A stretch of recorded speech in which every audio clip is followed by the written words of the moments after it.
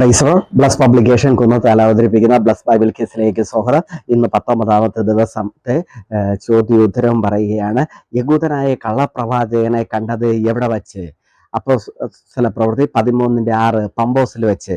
അടുത്ത് അബ്രഹാമിന് ആദ്യമായി ദൈവം പ്രത്യക്ഷപ്പെട്ട സ്ഥലം എവിടെ?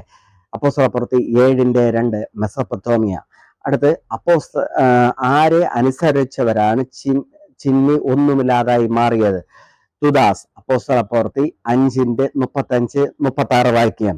സഭയ്ക്ക് ഉപദ്രവം നേരിട്ടപ്പോൾ അപ്പോസ്തലന്മാർ ഒഴികെ ഉള്ളവരെല്ലാം ചിതറിപ്പോയ ദേശങ്ങൾ ഏത്? യഹൂദിയ ശമരിയ ദേശങ്ങളിൽ.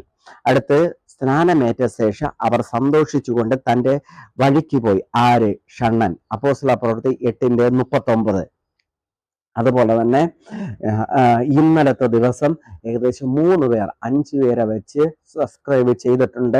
അവരുടെ പേര് ഞങ്ങൾ നോട്ട് ചെയ്തിട്ടുണ്ട്. അവർക്കും ഗിഫ്റ്റ് അടുത്ത ദിവസങ്ങളിൽ തന്നെ അയക്കും. മറ്റെല്ലാവരുടെയും ഗിഫ്റ്റുകൾ തയ്യാറായി ഏകദേശം ആയിക്കഴിഞ്ഞ് അടുത്ത ദിവസം മുതൽ തന്നെ അയച്ചു തുടങ്ങാൻ സാധിക്കും.